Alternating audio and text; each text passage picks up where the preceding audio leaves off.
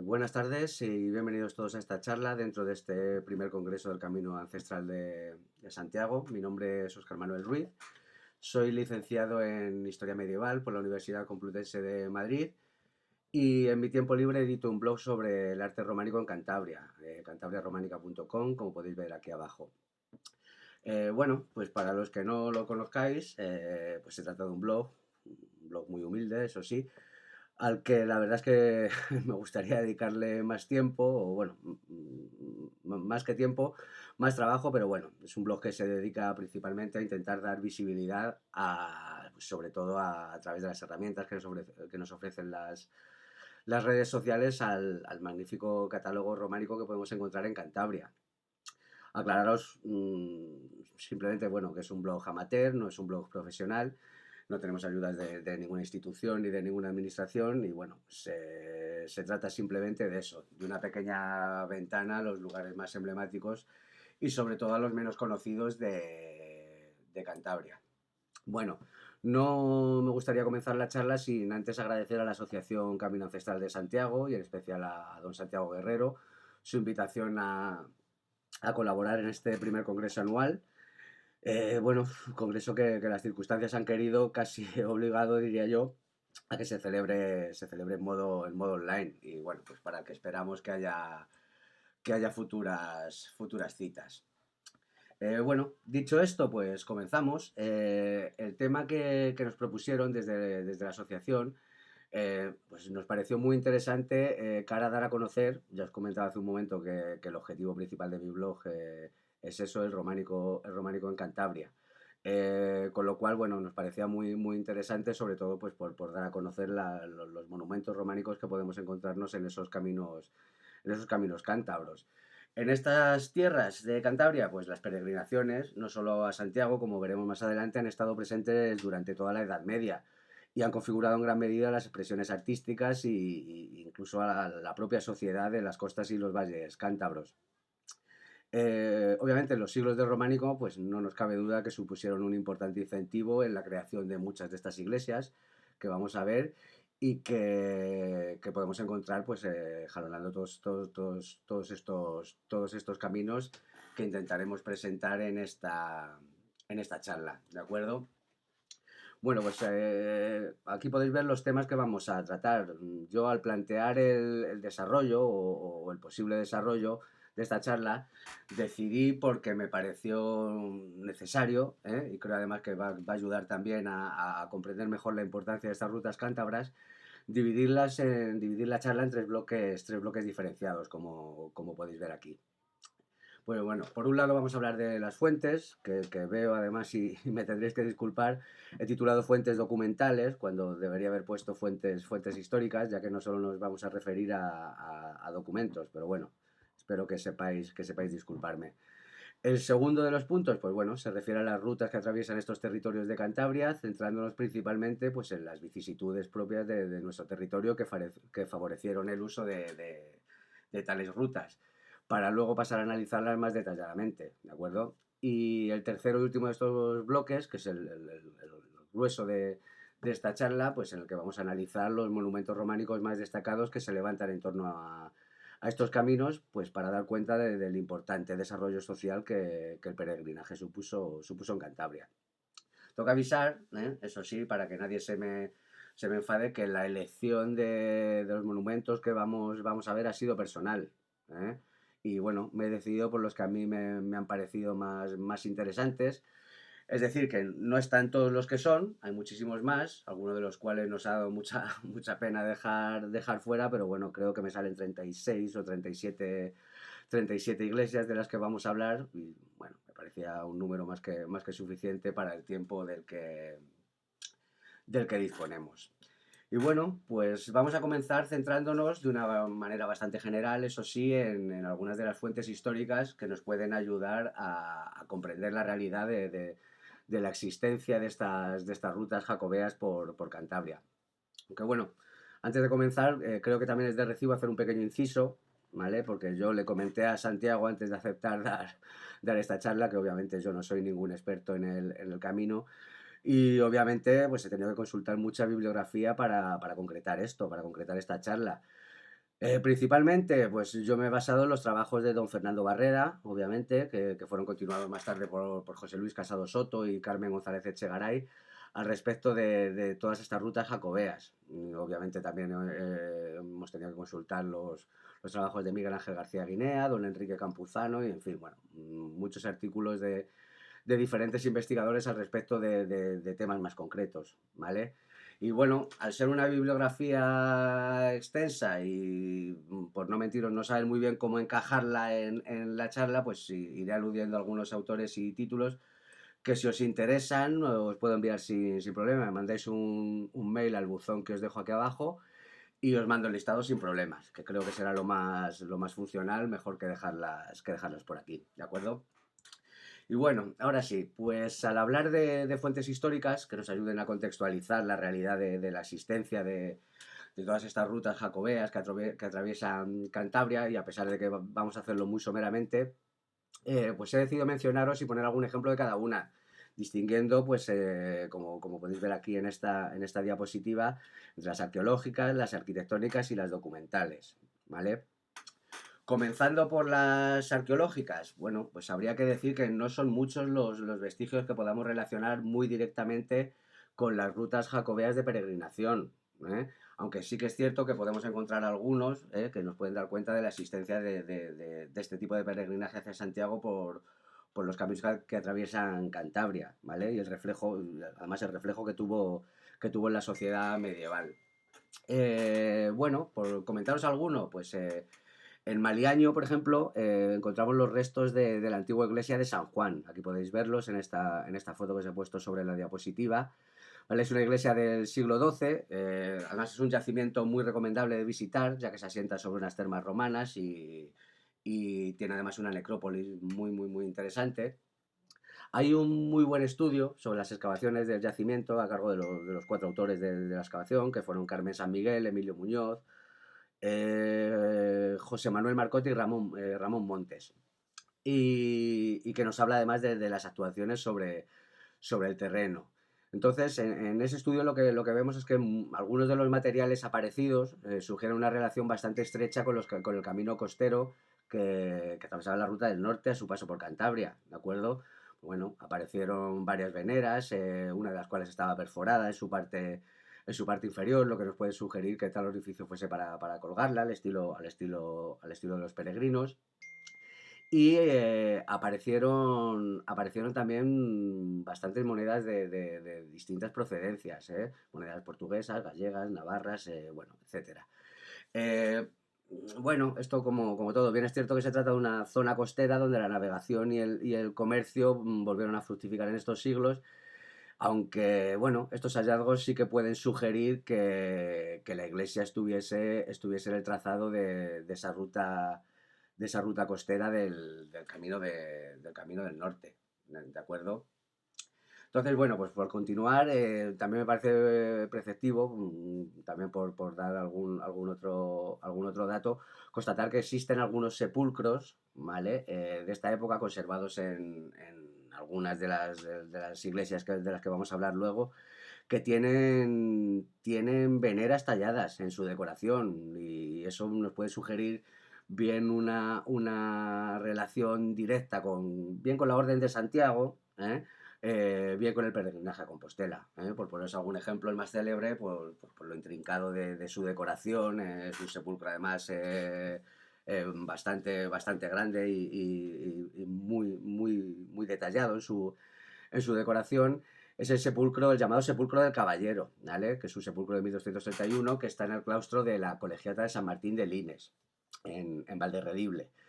Y bueno, como podéis ver aquí, en una de sus caras aparece tallado un castillo junto a una venera, ¿eh? Hay un estudio heráldico muy, muy bueno de Borja Rivero que bueno, pone en relación ese detalle del castillo y la venera con la Orden de Santiago.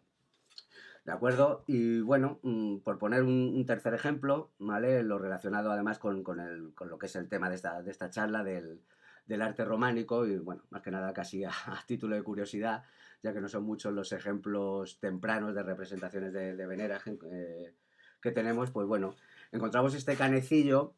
Además está en una iglesia muy pequeña, una iglesia rural de Valderredible también, no nos vamos de Valderredible, que es la iglesia de San Marcos de Montecillo, ¿vale? Ahí podemos ver el canecillo, con la venera tallada. Esto nos puede hacer pensar pues, que hubiese a orillas del Ebro un trasiego temprano de peregrinos hacia finales del siglo XII, que es la época en la que se construyó esta iglesia, ¿de acuerdo? Entonces, bueno, pues de este modo podemos decir que aunque escasas sí que encontramos ciertas referencias que de un modo u otro pueden relacionarse con las rutas de peregrinaje por Cantabria, ¿vale? Bueno, en cuanto a las fuentes que vemos aquí, que hemos denominado como arquitectónicas, obviamente las más evidentes y que son motivo en parte de esta charla, pues son las innumerables iglesias románicas que comenzaron a levantarse a lo largo de estos caminos. Como vamos a ver posteriormente, pues bueno, estas fueron surgiendo en torno a las vías de comunicación, algunas de esas vías además con origen romano, y que, bueno, fueron utilizados durante todos los siglos anteriores, igualmente durante toda la Edad Media. El caso de, bueno, ponemos un ejemplo de la ruta del Besaya, que es la que mayor concentración de templos románicos tiene. Y bueno, es importante todos esos caminos, tanto los costeros como los que se dirigían hacia la meseta. Bueno, hay un buen artículo también, que igual lo podéis solicitar en la bibliografía, de Elisa Álvarez Llopis y Emma Blanco, que habla precisamente de las vías de comunicación en Cantabria en la Edad Media. Y nos viene a decir que, bueno, todas esas vías fueron principales en estos siglos, ¿de acuerdo? Y, bueno, es fácil adivinar que fuesen utilizadas igualmente como camino de peregrinaje. Bueno, y aunque las noticias al respecto de estos siglos medievales son escasas, la mayoría las podemos encontrar, como veremos posteriormente, en cartularios, sobre todo cuando se referían a cambios en límites de tierras, por ejemplo, etcétera. Bueno, pues hay que incidir que todos estos caminos, sobre todo contando con la difícil orografía cántabra, pues pudieron ser muy bien utilizados por peregrinos que atravesasen estas tierras. Al hablar también de la dificultad que podía entrañar el camino con Cantabria, pues bueno, también se solventó con la utilización de barcazas, ¿vale? Podemos encontrar barcazas de ese tipo, Treto, Puente Arce, Barreda, Cortiguera, la más célebre, la de San Vicente de la Barquera, y posteriormente también mediante puentes, tanto de nueva construcción como rehabilitados de épocas anteriores, lo que obviamente pues, facilitó el tránsito tanto de personas como de mercancías, ¿de acuerdo? También importante destacar en estas fuentes que hemos denominado arquitectónicas, obviamente los puertos, ¿no? Aunque vamos a hablar un poquito más a fondo de ellos posteriormente, y como no, como comentábamos, pues la existencia de iglesias, ¿vale? Tanto iglesias como, bueno, lo más importante sobre todo, la existencia de albergues y hospitales de peregrinos. Aunque bueno, desgraciadamente, como apunta Casado Soto, son muy pocas referencias tempranas a los hospitales de peregrinos. La mayoría proceden ya de los finales de la Baja Edad Media y de la Edad Moderna. Pero bueno, Fernando Barreda cuantificó hasta 70 de estas instalaciones, algunas de ellas pues muy, muy, muy representativas, Laredo, Santoña, San Vicente de la Barquera, incluso podríamos comentar también la leprosería de Abaño. Aunque bueno, la escasez de fuentes tempranas pues hace difícil cuantificar el número de estas instalaciones con exactitud, ¿de acuerdo?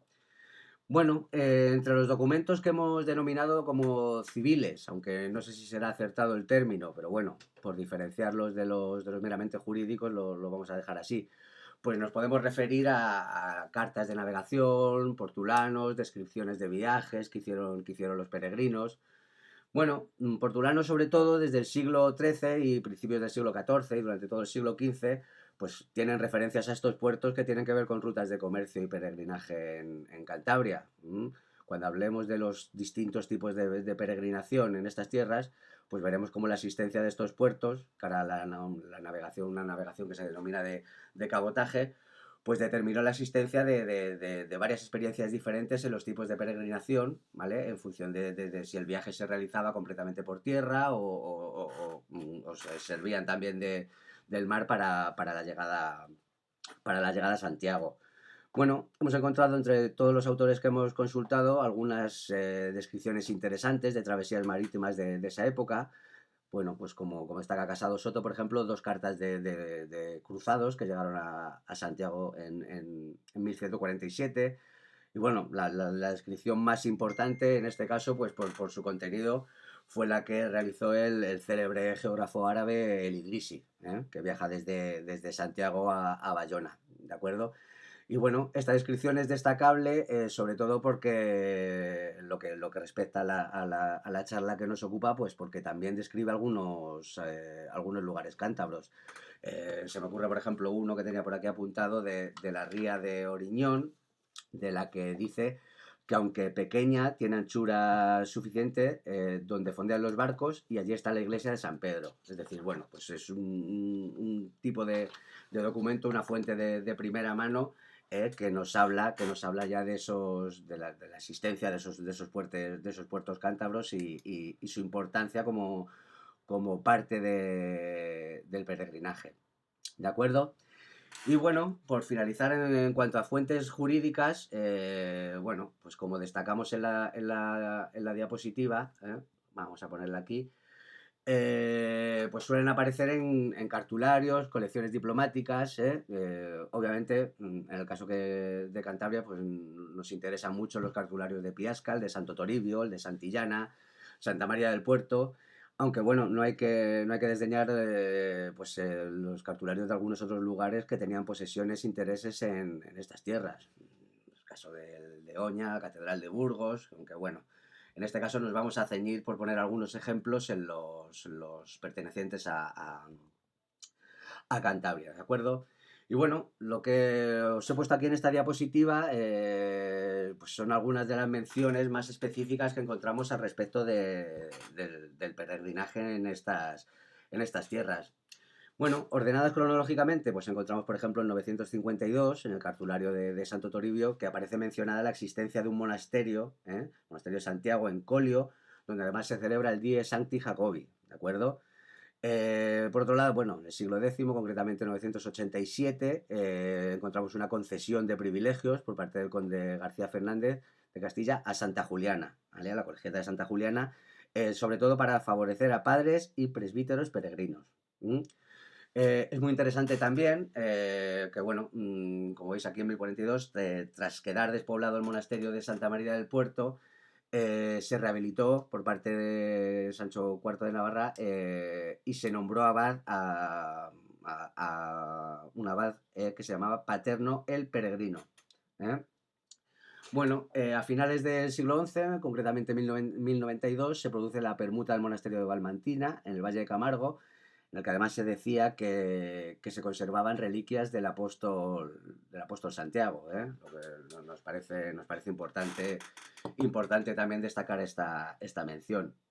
Y bueno, ya a comienzos del siglo XII, bueno, en 1107, muy importante la fundación del monasterio de Santo Domingo de la Barquera, cuyo principal cometido, además, según leemos a don Fernando Barreda, pues era mantener una barcaza que atravesase la ría, y que además fue de vital importancia en la ruta costera, su paso por la localidad, y que ha durado varios siglos, además. Y bueno, por no alargarnos más, en el último documento que hemos destacado, bueno, pues procede del cartulario de Santillana, y se trata de una venta de bienes. La venta de bienes que hace un vecino, Gutiérrez Petriz, perdón, del que se dice que vende un solar en Tagle y un manto precisamente para poder peregrinar a Santiago. ¿De acuerdo? Bueno, pues con todas estas fuentes que de un modo muy liviano hemos enumerado, pues lo que cabe preguntarnos son los motivos que propiciaron la creación y sobre todo la perpetuación de esas rutas jacobeas por una orografía tan difícil como es la cántabra. Entonces, bueno, en esta segunda parte de esta charla, pues vamos a tratar de responder a esa pregunta y vamos a comenzar pues por analizar lo que yo os he llamado aquí en esta diapositiva, las influencias favorables a las rutas cántabras. Como vemos en la diapositiva, pues hemos destacado 4 aspectos que a mí personalmente me parecen importantes a la hora de entender el hecho de que se utilizasen estas rutas hacia Santiago en unos siglos además en los que se está configurando el camino francés, más sencillo tanto en cuanto a esfuerzo del peregrino como la propia seguridad del camino. ¿De acuerdo? Y bueno, estos 4 aspectos lo que vienen es a darnos cuenta de la temprana relación que las costas y los valles cántabros tenían con el peregrinaje a la tumba del apóstol. De hecho, pues bueno, antes incluso del descubrimiento de la tumba, como vemos aquí, el monje Beato de Liébana, el celebérrimo intelectual de la segunda mitad del siglo VIII y autor además, como todos sabéis, de los comentarios al Apocalipsis, cuyas copias dieron lugar a los llamados beatos, pues escribía estos versos que os destaco aquí. Oh apóstol dignísimo y santísimo, cabeza refulgente y dorada de España, defensor poderoso y patrono nuestro. Estos versos estaban incluidos en un poema, O Dei Verbum, del año 785, que es un himno de 60 versos dedicado a Santiago Apóstol, hermano de San Juan. Y bueno, son muy importantes, como nos destaca don Enrique Campuzano, porque suponen, en opinión del autor, y yo creo que estoy absolutamente de acuerdo, el inicio del culto a Santiago en el norte peninsular. Además, unos versos están en relación con el incipiente auge de la monarquía asturiana. De hecho, incluyen unos acrósticos que encierran una alabanza al monarca Mauregato, y bueno, propician en cierto modo el descubrimiento de la tumba del apóstol. ¿De acuerdo? Bueno, también es un factor muy importante, en segundo lugar, la existencia de antiguas vías, algunas de ellas romanas, aunque bueno, hay tramos que ahora muchos autores están poniendo en discusión sobre la romanidad o no de ciertos tramos de algunas vías que históricamente se habían considerado romanas en Cantabria. Pero bueno, la existencia de vías que configuraron la movilidad de gentes, de mercancías, de ideas, ya desde la temprana Edad Media, ¿de acuerdo?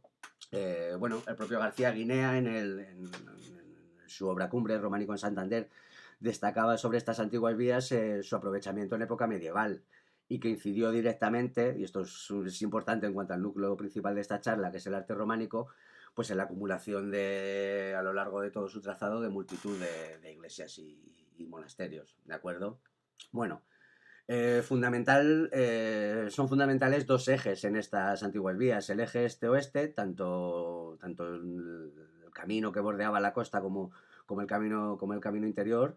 Este camino interior además parte de la antigua Vía Agripa, que hoy además se vuelve a reivindicar mediante la asociación Vía Agripa de Cantabria, y si cabe de mayor importancia el eje norte-sur, que era el eje que unía los antiguos enclaves de Pisórica y el Portius Blendium, la llamada Ruta del Besaya, que aparece además reflejada en la placa, creo que es la placa 1 del itinerario, llamado itinerario de Barro, que es un itinerario del siglo III, que es John Astorga, bueno. Entonces, en torno a estos 2 ejes, se llaman las 2 principales rutas de peregrinación en estas tierras. El llamado Camino del Norte, que es el más antiguo, que se corresponde tanto en su tramo litoral como en su tramo interior con el eje este-oeste, y el Camino del Besaya, que correspondería pues al eje norte-sur. Entonces, en torno a estos 2 ejes, que en época medieval se configuran una serie de caminos secundarios, caminos muy bien estudiados por Elisa Álvarez Llopis y Emma Blanco, y que determinan en estos siglos, obviamente, pues la movilidad de las personas, incluidos los peregrinos, a través de esta complicada orografía cántabra de la que hablábamos, y que, bueno, sin lugar a dudas fueron utilizados por peregrinos. Obviamente, pues no cabe duda de que todos estos caminos eran utilizados tanto para el tránsito de personas como para el tránsito de mercancías, ¿de acuerdo? El tercer factor que nos parece importante, aunque bueno, si bien no es determinante, sí que nos habla de la devoción de aquellos siglos y de la expansión de las reliquias en el culto cristiano, lo cual incidió en el peregrinaje y la configuración de todas estas rutas. Y es la asistencia en tierras cántabras de tres lugares muy importantes que albergaban reliquias, ¿de acuerdo? Y que pudieron determinar pues, que los peregrinos a Santiago aprovechasen su ruta pues también para visitar estos lugares en busca de gracia y redención, que era al final lo que buscaban los peregrinos. Bueno, pues de ese modo, pues, tanto Santo Toribio de Liébana como Santander como Santillana pues pudieron constituir perfectamente destinos de paso en ese camino principal de los peregrinos a Santiago, pues debido sobre todo a la importancia de las reliquias que allí se albergaban. En el caso de Santo Toribio, que es el más destacado y que además con jubileo propio pues configura una ruta de peregrinaje propia, y con entidad y reconocimiento a lo largo y ancho del mundo, pues el monasterio de Santo Toribio alberga actualmente el llamado Lignum Crucis, ¿vale? El Lignum Crucis, que es el fragmento más grande conservado de la cruz de Cristo. Bueno, se trata de un lugar de vital importancia que conecta sus caminos y la mentalidad de su peregrinaje directamente con el Jacobeo, y bueno, que tiene concesión jubilar, como decimos, desde 1512, con el Papa Julio II, ¿de acuerdo? En el caso de Santander, pues la Capilla del Cristo, que es la parte más antigua del complejo catedralicio, la llamada Iglesia Baja, pues alberga desde la Alta Edad Media las reliquias de los santos Emeterio y Celedonio, que fueron martirizados hacia el año 300. La importancia de estas reliquias pues se refleja también en la existencia de Jacobeo propio. De hecho, en los años 80, en unas excavaciones a cargo precisamente de Casado Soto y de Joaquín González Echegaray, se redescubrió, como veremos luego al hablar de la parroquia del Cristo, la puerta del perdón de la iglesia, una puerta plenamente románica, que bueno, nos habla de la importancia de esas reliquias en la Edad Media, ¿de acuerdo? Y bueno, al respecto de Santillana, de todos conocida, pues alberga las reliquias de Santa Juliana de Nicomedia, que sufrió tormento y fue decapitada en el año 304. Reliquias que se albergan allí desde época muy temprana, poco después de la creación del monasterio original en el siglo X. Y bueno, por no alargarnos más en este tema, aunque sí que es importante, como decimos, no es definitorio, pero sí que me pareció importante destacarlo. Mi opinión es que cualquier peregrino que se encaminase a Santiago por cualquiera de estas rutas cántabras, pues entiendo que no dudaría en detenerse, caso de Santander, Santillana en el Camino del Norte, o incluso desviarse, en el caso del camino lebaniego hacia Santo Toribio, pues cara a visitar estos lugares de culto dentro de su viaje. Y creo que pudo favorecer, sin ser determinante, como bien os digo, pero sí que pudo favorecer la utilización de las rutas cántabras, pues aún después de la configuración y con el auge del camino francés. ¿De acuerdo? Y bueno, el último de los aspectos que he querido destacaros como favorable a la asistencia de la asistencia y la perpetuación de estas rutas por Cantabria, y es creo de los más importantes para entender tanto su existencia como supervivencia, pues son los puertos, la navegación hacia puertos cántabros, ¿de acuerdo? Bueno, los puertos cántabros de las villas costeras y su desarrollo en la Edad Media, bueno, son importantes sobre todo por las tempranas noticias que tenemos de ellos, que nos hacen pensar en su utilización desde bien temprano en la Edad Media. Desde el siglo VI, con la peregrinación de Maurano hacia San Martín de Tours, pues tenemos ya noticias de la utilización de todos estos puertos, aunque bien es cierto que hasta el siglo, no es el siglo XII, no es hasta el siglo XII, final del siglo XII, cuando empiezan a aparecer informaciones más continuas, aunque muy escuetas, que comentábamos antes al hablar de las fuentes documentales, cuando hemos hablado de los portularios y las cartas de navegación, Pero bueno, lo más relevante en este caso es que hay constancia de peregrinos, como bien nos destaca Casado Soto, ingleses, franceses, flamencos a las costas cántabras, desde mediados, la segunda mitad, sobre todo del siglo XII. ¿Eh? La forma de navegación, que esto es muy importante, se trataba de una forma de navegación diurna, ¿vale? Una forma de navegación en la que lo que se hacía era bordear las costas y fondear durante la noche, pues para abastecerse de agua y víveres. Bueno, una forma de navegar muy utilizada en aquella época, que permitía evitar los peligros de la navegación nocturna, ¿eh? Y muy importante también, permitía aligerar el peso del barco en cuanto a la ausencia de necesidad de acumular una excesiva cantidad de agua y víveres. ¿Eh? Sí que era necesario, eso sí, en este tipo de navegación, pues tener un conocimiento importante de las costas y sobre todo de los puertos, la distancia que había entre ellos, pues cara a fondear en las horas de ausencia de luz. Y de ahí además la progresiva expansión de los portulanos en los siglos XII y XIII. Bueno, aunque no tenemos constancia documental del tipo de naves que se utilizaban, os he dejado aquí dos imágenes.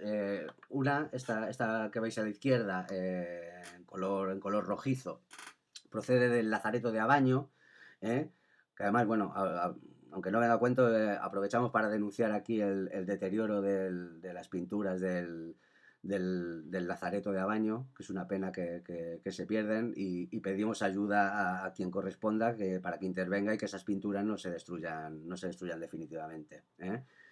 Y bueno, tenemos otra imagen, no sé si se verá muy bien, que es un navío que está tallado en una antigua puerta de Santander, que podemos contemplar en el Museo Marítimo del Cantábrico.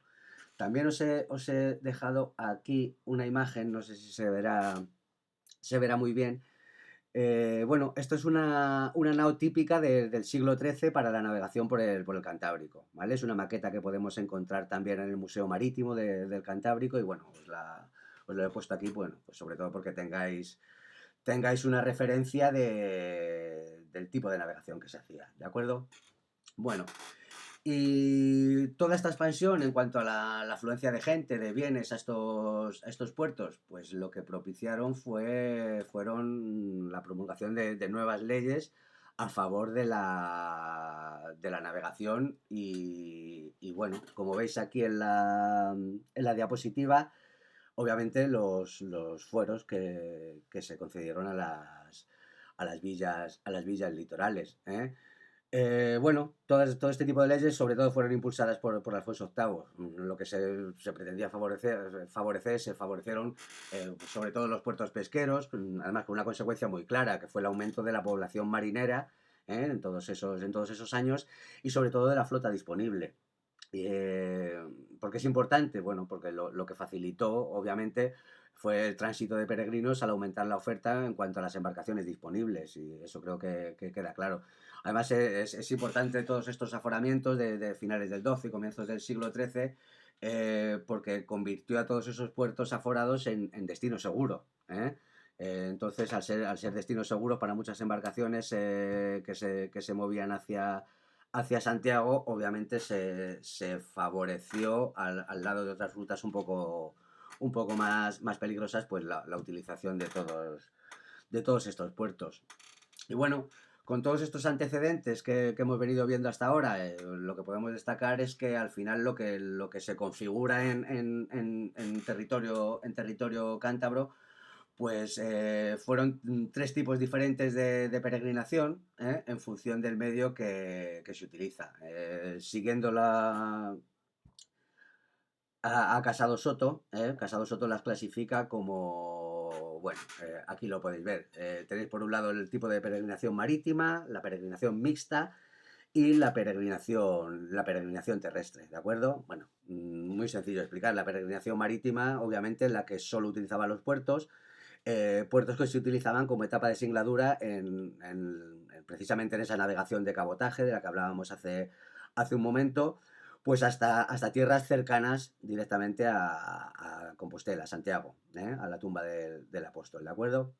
Luego, por otro lado, pues habría un tipo de peregrinación mixta, que utilizaría tanto puertos como caminos. Se viajaría en barco hasta puertos seguros, hasta puertos aforados, y desde allí pues emprendería ruta bien por el camino francés, ¿sabes? Y sobre todo este tipo de peregrinación lo que evitaba era el peligroso paso de los Pirineos, ¿de acuerdo? Y por último, pues no liarnos más, la peregrinación terrestre. Obviamente la peregrinación por caminos, bien paralelos a la costa, bien ceñidos al litoral, y por el interior, por el interior, ¿bien? Bien, ya os digo, paralelos a la costa o bien buscando el camino francés por la ruta del Besaya hacia la meseta. Bueno, pues todos estos referentes de los que hemos hablado tan someramente, trasladados al mapa, ¿eh? Pues nos pueden dar una idea de los principales caminos que las rutas jacobeas configuran en Cantabria. Bueno, yo os he destacado cuatro rutas principales, sobre todo porque, bueno, el motivo de esta charla es arte románico, y estas cuatro son las que mayor número de templos románicos aglutinan, ¿eh? Y ya os digo que, bueno, por comentarosla por orden, encontramos en primer lugar los dos ejes básicos que antes destacábamos, que son el Camino del Norte, que aquí os he destacado como podéis ver en rojo, y la ruta hacia la meseta, que enlaza además con el camino francés, que es la llamada ruta del Besaya en amarillo. Por otro lado, importantísimo, como comentábamos hace un momento, el camino lebaniego, que aquí os he destacado en verde, partiendo desde San Vicente de la Barquera hacia el sur, hacia el monasterio de Santo Toribio. Y por último, en rosa, os he destacado lo que yo he llamado la ruta de Valderredible, que quizás hubiera sido más correcto hablar del camino del Ebro, ya que se extendía por su ribera hacia el valle de Valdeolea.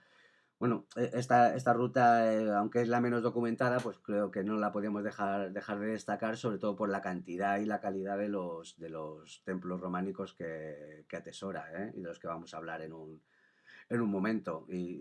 Bueno, además se me ocurre que aunque no hay fecha definitiva, pues se espera abrir un centro de interpretación precisamente del Camino de Santiago en San Martín de Lines. Creo que, si no me equivoco, en los próximos meses, a no tardar mucho. O sea que, bueno, en este caso casi era obligada la mención de esta ruta. ¿De acuerdo?